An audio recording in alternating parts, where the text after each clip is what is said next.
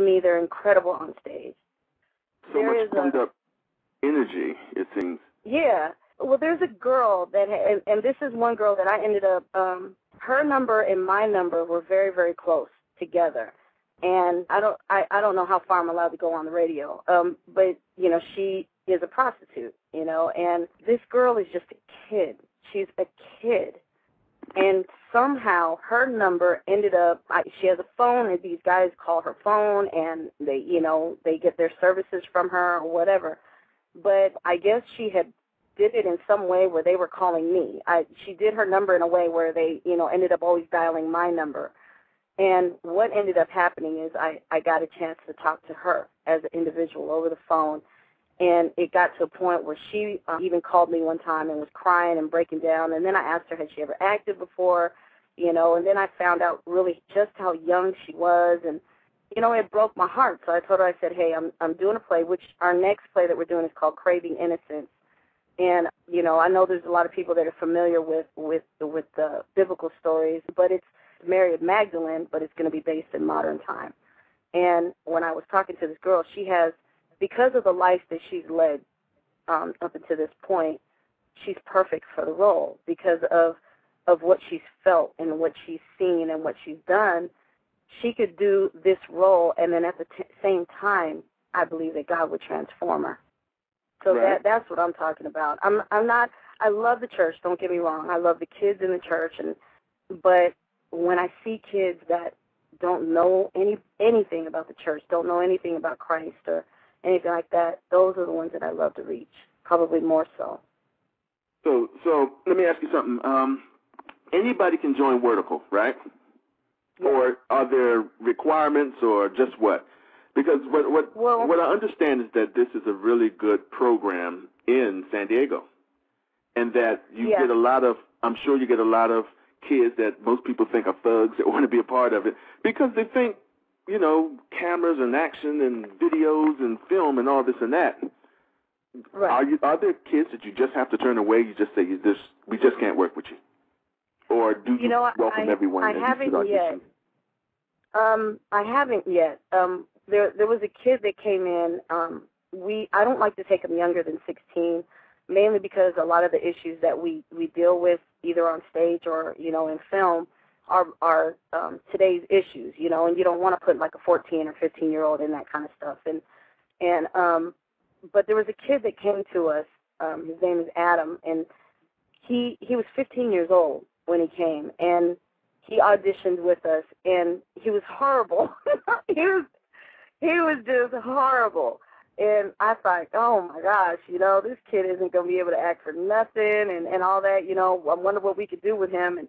But, you know, his mom brought him, and that was rare. Number one, that was rare. Usually the kids just show up.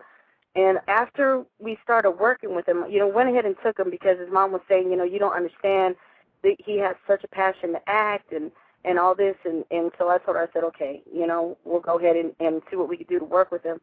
We started working with him. This kid actually became one of our star actors.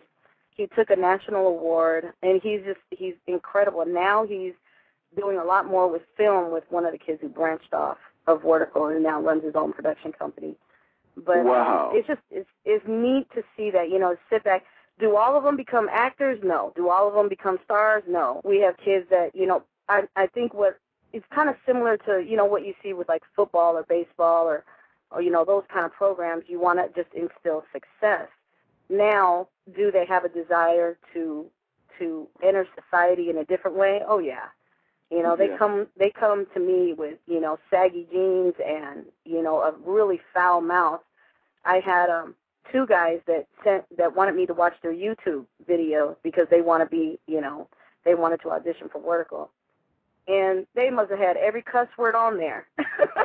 And probably some made-up ones that I haven't even heard of.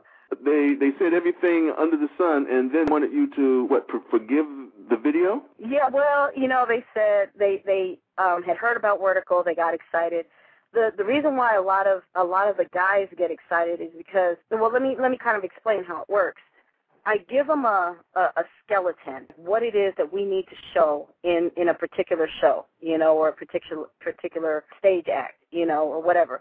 And I tell them, I say, okay, we got to bring out these points and this point, and this is what's going on, and these are the characters.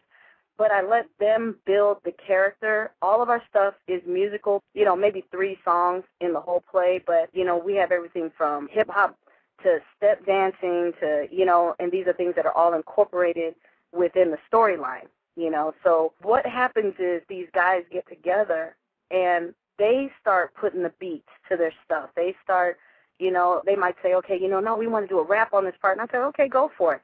As long as everything fits within the storyline, they are actually the creators of the production. They take it and they run with it. And then I just kind of oversee the play. And a lot of times they come up to me, and they tell me, we know you had this set up for this character. We don't kind of, is there any way we could change it or do it? And I always give it a shot because, they know what they like. They know what the audience likes. And every single show that we've done has been a standing ovation. These guys are off the chain. They're really awesome. off the chain. Well, you know what we're going to do right here? We're going to take a little commercial break, and we'll come back. We're going to have another host talk with you for a little while, and then I'll be back. Okay.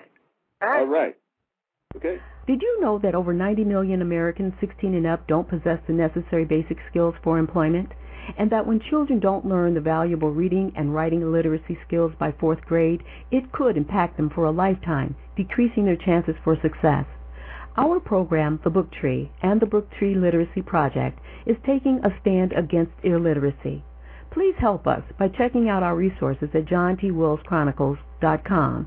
You can reach out and help someone learn to read or write by starting a group in your community, or find the necessary information if you need the help.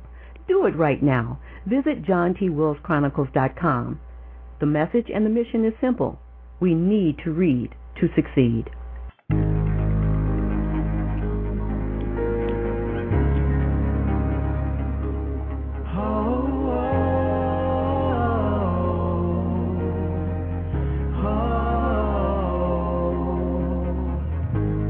Changing minds, succeeding in time, improving the way that we live in our own lives.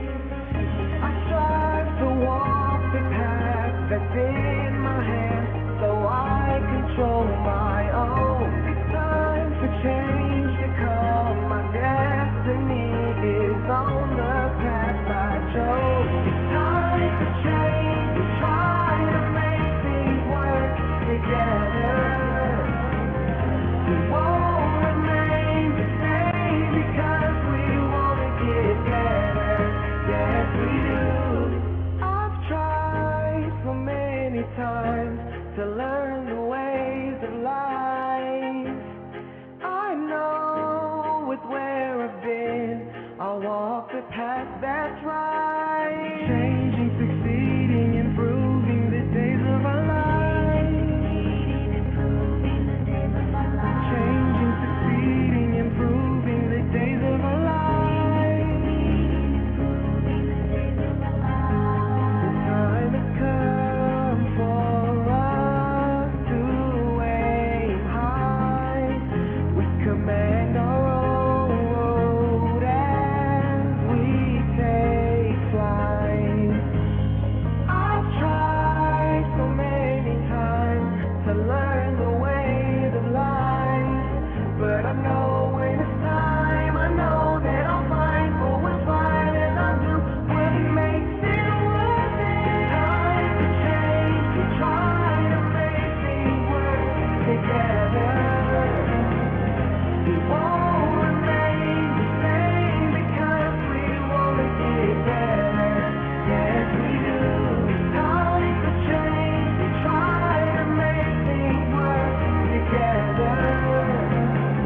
We won't remain the same because we want to get better. Yes, we do.